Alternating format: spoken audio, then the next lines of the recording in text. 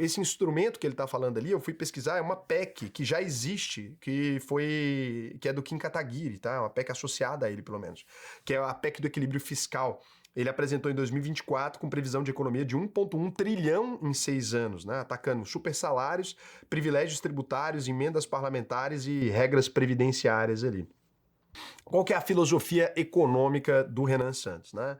O Renan Santos, ele definia o partido como um partido de direita lá atrás, mas agora ele está dando uma sabonetada. Então, quando perguntaram para ele no Flow, ele falou que não tem uma definição muito clara, pelo menos foi isso que ele falou dessa vez. Eu assisti às entrevistas para a gente poder opinar aqui no programa, né? Mas ele se defende como uma pessoa altamente pragmática, ele tem se afastado do liberalismo inicial do MBL também, acho que ele está indo para um caminho mais desenvolvimentista, ele tem olhado um pouco, acho que para o governo da China, tem olhado um pouco para outros governos um pouco mais autocráticos também, no sentido de, não dizendo que ele é um ditador, tá? Mas é mais no sentido do Bukele, essa coisa de mão firme, né, nas decisões ali, eu acho que ele tá um pouco nesse caminho, acreditando que precisa ter uma reforma do Estado ali e o Estado atuante, ele não acredita no Estado pouco atuante, que lá atrás era o que o MBL dizia um pouco mais, né? O MBL era um partido mais liberal, né? E agora está migrando, acho que amadurecendo como partido de modo geral. Então ele afirma que o programa, em termos econômicos, ele conversa com muita coisa do ponto de vista liberal, mas flerta com desenvolvimentismo e que não há um dogmatismo nisso. Então, pô, não é um dogma, né? A gente vai fazer o que tiver que fazer, independente de que lado que isso tá. Quando a gente vai pegar os veículos de imprensa, né, eles têm tido a dificuldade de colocar ele em algum lugar, assim, eles até não estão chamando ele de extrema-direita, necessariamente, estranhamente, né, os veículos de imprensa não estão conseguindo encaixar ele, mas a definição, Gazeta do Povo, Money Times, esses sites todos, eles vão dizer que ele tem uma visão, abre aspas, heterodoxa, fecha aspas, misturando aí um choque liberal com nacionalismo tecnológico, inspirado nas reformas do Javier Milei e do Bukele em El Salvador ali, né? E o Milei usa essas referências, sempre que ele vai falar, ele usa um pouco dessas referências. Então, ele se comprometeu a queimar capital político, na opinião dele, para aprovar medidas impopulares, reforma previdenciária, administrativa e trabalhista. Nesse ponto aqui, acho que a gente precisa fazer alguns reconhecimentos interessantes desse aspecto dele, né? Ele não se incomoda de entrar em temas sensíveis, então ele não está sabonetando, esse é um ponto interessante, né? Ele fala, assim, que quer acabar com Bolsa Família, né? Não acabar com o programa de uma vez, mas ele diz que tem que acabar com essas dependências, ele ataca frontalmente os problemas aqui, ele dá resposta para as coisas. Eu acho que, como a população mais jovem tem exigido isso, eu acho que o partido, né, tem pensado muito nisso, né, na progressão de futuro aqui, então tem sido uma coisa que ele tem se posicionado bastante. No caso da política fiscal, lá no final eu vou falar dos problemas aqui, eu vou tentar primeiro dizer o que ele está dizendo, e aí a gente depois pode fazer uma análise de como seria essa economia, talvez na prática, né?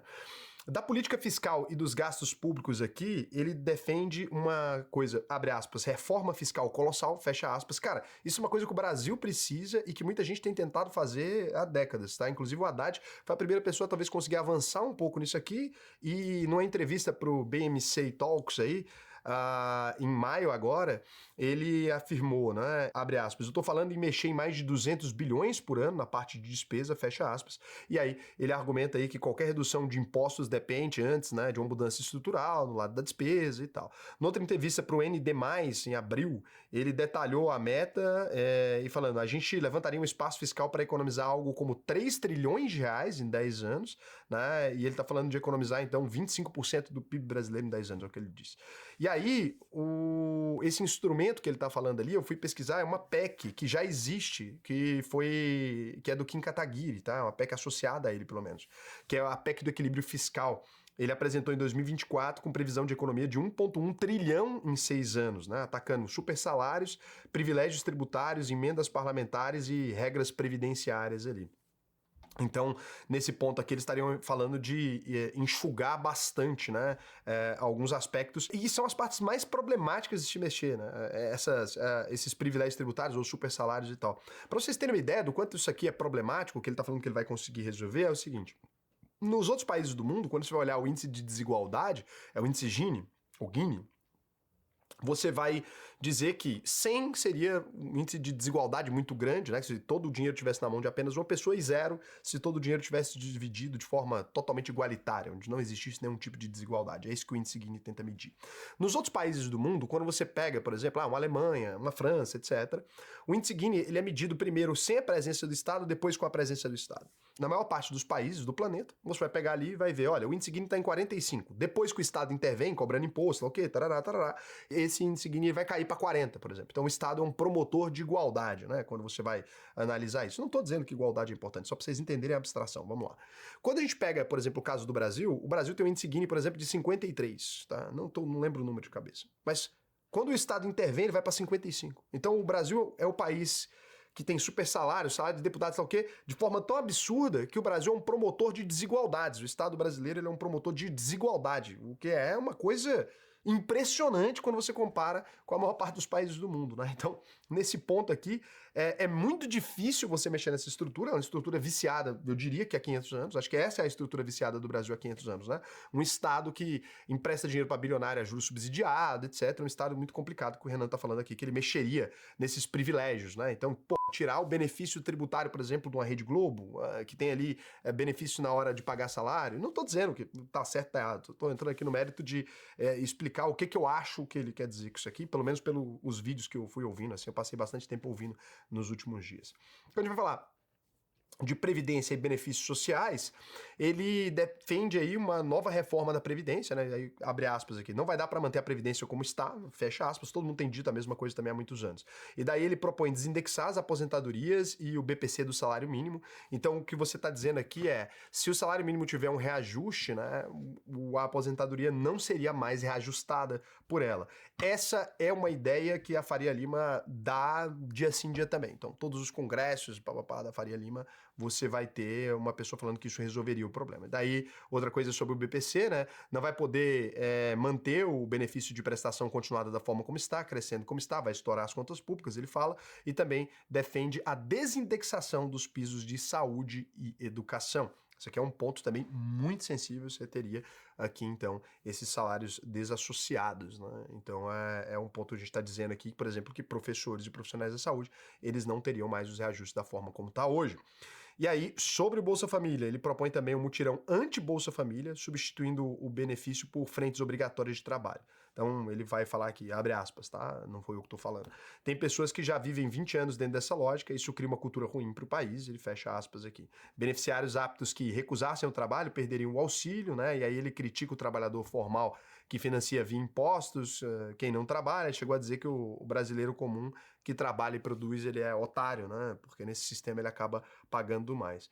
Então, na prática, o Bolsa Família, né? Ele é um programa social que ele acaba não tendo um impacto complexo para as contas públicas quando você vai analisar do ponto de vista prático, porque ele transfere dinheiro diretamente. Esse dinheiro a pessoa acaba consumindo no bairro dela, tá? Então tem toda uma economia que ela é sustentada a partir do Bolsa Família com alguns estudos, né? E mostrando ali, inclusive, que o dinheiro colocado no Bolsa Família acaba gerando mais dinheiro. Mas o que ele diz aqui, o Renan, né? É que o Bolsa Família cria uma cultura de dependência e que essa cultura faz com que as pessoas não consigam se desenvolver ali, e daí ele entra também sempre falando sobre cidades inteiras que dependem do Bolsa Família. Existe mesmo, tem cidades inteiras onde a economia ela é 100% dependente disso, né, que a gente precisa desenvolver esses lugares e não só ficar dando auxílio. Eu acho que isso é a coisa mais óbvia de todas, né, eu acho que se a gente simplesmente dá um auxílio para alguém, mas não ensina como é que essa pessoa vai sair desse auxílio, é ruim. Da mesma forma, eu já falei aqui, agora, opinião totalmente minha, não tem nada a ver com o Renan, eu já falei, inclusive, que eu seria a favor do benefício do Bolsa Família ele aumentar se a pessoa arrumasse um emprego. Eu acho que colocar o estímulo no lugar errado é ruim, né? Raul, mas a gente não tá pagando benefício para quem precisa? Então, mas você punir com perda de benefício quem começa a trabalhar, eu acho que não é o caminho mais interessante. Se eu quero estimular determinado comportamento, faz mais sentido eu pagar, né? Por exemplo, se você quer que seu filho tire notas altas, quando ele tira nota alta, você não corta o dinheirinho que você ofereceu para ele tirar nota alta. Pelo contrário, né? Você começa a dar o dinheiro a partir daquele estímulo. Se a gente quer estimular o trabalho e não o desemprego, a gente deveria colocar que o Bolsa Família aumenta, correto? Ah, mas é contra-intuitivo, a gente vai ter um gasto público. Não, porque você está obrigando a pessoa a entrar na cadeia produtiva. Ela está ganhando mais. Você poderia, por exemplo, tirar esse dinheiro do encargo trabalhista, né? Por exemplo, se a pessoa se formaliza ali, então ela vai ter que se formalizar, vai ter que ser um emprego CLT. O governo arrecada mais, né? Porque está no regime CLT. Ele pode devolver parte desse dinheiro como cashback. Você vai promover uma formalização. O profissional, ele vai falar, cara, eu preciso que o cara assine minha carteira para eu ganhar mais dinheiro, né? Eu já falei isso algumas vezes. Então, se a gente tivesse uma escadinha de quanto mais dinheiro você ganha, mais estímulo você recebe do Estado, eu tenho certeza que o estímulo ficaria no lugar correto. Eu acho que os países do mundo, nesse aspecto específico, eles usam uma cultura muito antiga ainda, né? De entender o benefício social, o assistencialismo, não como uma ferramenta de transformação social, mas como um impedimento à mendicância, talvez, né? Entende muito mais como simplesmente comprar alimentos. Eu acho que isso é ruim. A gente tem hoje pessoas que não querem se formalizar para continuar recebendo benefício e tal. Se isso é assim, a gente consegue utilizar isso também no sentido contrário. Eu já falei isso algumas vezes, acho que ficar batendo contra o Bolsa Família não é uma ideia muito inteligente, é muito mais fácil usar o Bolsa Família a favor. Isso que as nações do mundo têm feito isso, pagando para quem tem filho, tem toda uma questão ali para corrigir a curva e tal. Então, você tem diversas coisas, mas aqui é opinião pessoal, não tem nada a ver com a vida do Renan, né? Quando a gente vai olhar, ele critica, né, o modelo da reforma tributária, o IVA dual aí, o CBS e o IBS, mas ele reconhece que o conceito está certo, né? Ele falou que é um sistema eficaz de arrecadação, apenas isso. As pessoas vão tomar um susto com o tamanho das alíquotas. Eu acho que o objetivo final desse programa é a gente corrigir, né, do CBS e do IBS, alguns problemas que eram os estados competindo entre si, isso acho que ele não é contra, e também ver o tamanho do imposto, que hoje no Brasil a gente não tem. E nesse modelo aqui também, facilita para a gente no futuro, né, para parar de ter esse imposto em cascata, que é o grande problema que o Brasil tem, e que ele questiona isso também, né? Então, ele promete revogar os aumentos de impostos sobre produtos importados promovidos pelo Haddad, aí, taxação de compras internacionais, isso já foi revertido, GPU já foi revertido também, celulares eletrônicos já foi revertido. Então, na prática, o Lula acabou fazendo isso aqui por conta própria no ano eleitoral, né? A lógica sequencial dele, né? Uma lógica que o mercado financeiro aprecia, estabilizar a dívida, baixar a Selic e reduzir impostos, né? E investir. Então, é isso basicamente o que ele defende aqui, né? Estabilizar a dívida, baixar a Selic e reduzir os impostos. Acho que eu diria que todo político defende esse modelo publicamente. O Ciro Gomes falava sobre isso, o Haddad falava sobre isso antes da eleição, antes de ser ministro também, né? Todo mundo falava de baixar a Selic. O problema é que, na prática, você precisa fazer toda uma estrutura para isso aqui. Então, é um ponto que eu acho que todo mundo concorda. O que tem que fazer no Brasil? Estabilizar a dívida, baixar a Selic. Acho que aqui o ponto é estabilizar a dívida, que talvez o Lula não concorde, né? Mas se bem que concorda, o Haddad sempre falou de ser responsável com as contas públicas. O ponto é que ele quer ser responsável via imposto, né? E acho que o Renan pensa um pouco mais de corte da estrutura do Estado, o Haddad pensava um pouco mais em aumento do gasto. Aí a gente vem para o mercado de trabalho, aqui ele defende a flexibilização da CLT. Então ele abre aspas aqui, nós precisamos de ter um novo marco de contratação das pessoas extremamente flexível, garantindo certos limites em termos de jornada. Aqui, a maior parte dos políticos de esquerda vão ser contra isso aqui, mas a gente tem um problema que eu preciso reconhecer que ele existe hoje no Brasil. Quando a gente está falando que a gente não vai flexibilizar a CLT, e você tem a maior parte das pessoas trabalhando informalmente, porque a gente não flexibilizou a CLT, então não adianta você ter um regime que ele garante muitos direitos, mas onde ninguém está inserido nele. Seria como se a gente tivesse um sistema de trabalho que ele dá tudo para você. Dá jornada 4x3, dá tudo, só que só tem 10 pessoas dentro dele. Não faz sentido, né? Não é isso, mas é 10% da população, 20% da população. Então é muito pouco. Então acho que esse é um ponto que o Brasil vai ter que discutir, né? Como é que a gente faz para reformalizar os profissionais? Porque hoje boa parte dos profissionais estão trabalhando de maneira informal. Aqui, além dessa questão, ele chegou a discutir também o fim da justiça de trabalho, argumentando que os recursos da estrutura poderiam reduzir a tributação sobre o trabalhador. Então, tirando a justiça do trabalho. É meio complexo, né? Entender como é que a gente faria isso, porque para resolver as questões trabalhistas ficaria como? E ele é contrário à PEC que acaba com a escala 6x1, né? Eu falei, ele não está sabonetando muito, se posicionou mesmo contra o fim da escala 6x1, que é uma medida totalmente popular no Brasil, acho que 80% da população concorda. Quando você pega até pesquisas, lógico, pesquisas, porra, sei lá que tipo de microempreendedor eles entrevistaram, imagino que MEI, talvez, alguma coisa nesse sentido, porque até entre os empresários, acho que 30% só ficou contra nas pesquisas que estão divulgando por aí, que eu duvido, eu não conheci empresários na rua do setor de serviços, né, que é o setor onde mais tem gente da escala 6x1, a favor do fim da escala 6x1. É lógico que o empresário aqui nesse aspecto, ele está conflitado, né, não é ele que está dando o expediente da 6x1 ali, e o setor de serviços realmente tem passado por uma questão muito complicada, varejo, né, eu tinha falado aqui que de algum tipo de contrapartida que ele para poder acabar com essa situação. Acho que todo mundo concorda que essa é muito ruim, ela é nefasta, mas talvez um tipo de tributária, alguma coisa, né? A gente precisaria imaginar algum jeito de não atrapalhar mais ainda o nosso setor de varejo, porque eu fiz um vídeo para vocês esses dias mostrando que quase todos os nossos varejistas, mesmo os maiores, Carrefour, sei lá o que, todos eles estão então, é isso. E quando a gente fala de produtividade, né, nessa questão, e muita gente acaba levando esse ponto, o Brasil tem uma moeda muito fraca, o que impede que a gente seja muito produtivo, né? Porque se você produz 10 chapéus aqui no Brasil, você vai vender esses 10 chapéus em reais, né, não em dólares, como é em outras economias. E ali, obviamente, esses salários baixos diminuem o poder de consumo da população, você não tem como repassar esse preço, então é tudo meio complicado. Na prática, acredito que se a gente tivesse um grande incremento do salário mínimo, melhoraria a economia. Mas o problema é como é que a gente chega nisso, né? É esse o espaço. Qual que é o timing da gente fazer isso, né? Porque se todo mundo ganha mais dinheiro, todo mundo gasta mais dinheiro, aí cresce o tamanho da economia. Então ele classificou a medida como eleitoreira e alertou para os riscos da informalidade, desemprego e pressão de custo. Eu acho que existe mesmo um risco, né, de informalidade. Desemprego eu acho pouco, assim, que as empresas brasileiras já têm pouca gente contratada formalmente, né? E aí ele fala muito também sobre pressão de custos e tal. E aí ele fala sobre a reforma trabalhista silenciosa que já aconteceu, referindo-se ao avanço no MEI, né? Muita gente hoje trabalhando pejotizado. E lembra que o MBL aprovou a reforma trabalhista de 2017 e do fim do imposto sindical, né? Então aqui é um ponto mais liberal, até que continua sendo mantido. Com relação ao Banco Central, privatizações e papel de Estado aqui, ele vai falar que é favorável à autonomia total do Banco Central, apoia privatizar os Correios, mas é contra privatizar a Petrobras. Então, nesse ponto aqui não, né?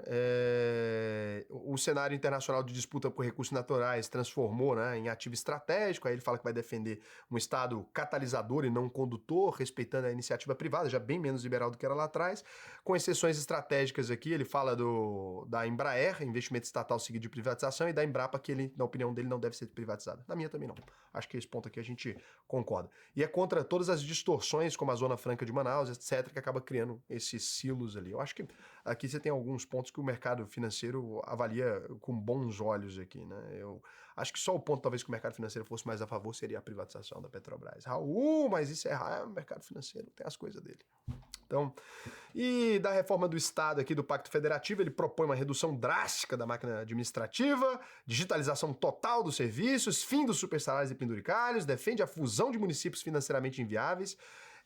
Então, esse é um ponto que muita gente tem batido.